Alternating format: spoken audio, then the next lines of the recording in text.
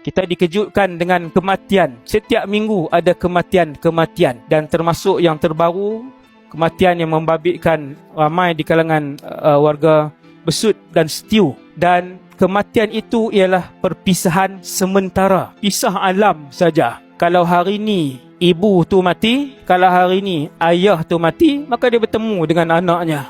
Bertemu. Alam barzakh memang bertemu. Bukan bertelefon tuan-tuan, bertemu depan begini. Maksudnya bila bertemu boleh bersembang Ustaz. Boleh bersembang hal dunia. Minggu lepas makan apa, adik macam mana, rumah ayah tinggal macam mana, ayah ibu macam mana dan sebagainya.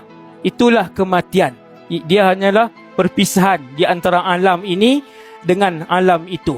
Maksudnya kalau tinggal alam ni, berjumpalah kita di alam sana. Kalau meninggal esok, esok berjumpalah insya-Allah di alam sana. Dan semoga Allah SWT menempatkan semua umat Nabi SAW, khususnya yang siswa-siswi yang meninggal, UPSI, ditempatkan oleh Allah Subhanahu Wa Taala bersama dengan orang yang soleh, diampunkan dosa-dosa mereka, diterima amal ibadah mereka, diluaskan alam kubur mereka, diterang benderangkan oleh Allah dan dicahayakan oleh Allah Subhanahu Wa Taala alam barzakh mereka. Sama-sama kita hadiahkan Al-Fatihah kepada mereka semua. Al-Fatihah. A'udzubillahi minasyaitonirrajim. Bismillahirrahmanirrahim. Alhamdulillahirabbil alamin. Ar-Rahmanir-Rahim. Maliki yaumiddin.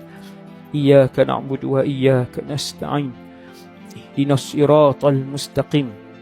Siratal ladzina an'amta 'alaihim ghairil maghdubi 'alaihim waladdallin. Bismillahirrahmanirrahim. Alhamdulillahirabbil alamin. Salatu wassalam ala asyrafil anbiya'i wal mursalin wa ala alihi wa sahbihi ajma'in. Allahumma salli ala Muhammadin fil awwalin wa salli wa sallim ala sayyidina Muhammadin fil akhirin wa salli wa sallim ala sayyidina Muhammadin fil mala'il a'la ila yaumiddin. Salli wa sallim ala sayyidina Muhammadin hatta tarithal arda wa man 'alaiha wa anta khairul warithin. Ya Allah, ya Tuhan kami, ampunkanlah dosa kami semua ya Allah. Ya Allah, ya Tuhan kami semua beriman kepadamu wahai Allah. Kau tetapkanlah iman yang telah kau hadiahkan kepada kami ini sehingga akhir hayat kami. Ya Allah, ya Tuhan kami, sekiranya kau matikan kami dalam keadaan iman dan Islam wahai Allah. Ya Allah, Tuhan kami, matikanlah seluruh ahli keluarga kami dengan iman dan Islam wahai Allah. Ya Allah, ya Tuhan kami, kurniakanlah kepada kami semua yang hadir, semua yang mendengar, syurga Firdaus bersama dengan Nabi Muhammad sallallahu alaihi wasallam.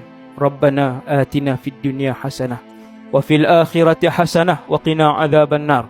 Wa sallallahu ala sayyidina Muhammadin wa ala alihi wasallam. Walhamdulillahirabbil alamin. Assalamualaikum warahmatullahi wabarakatuh.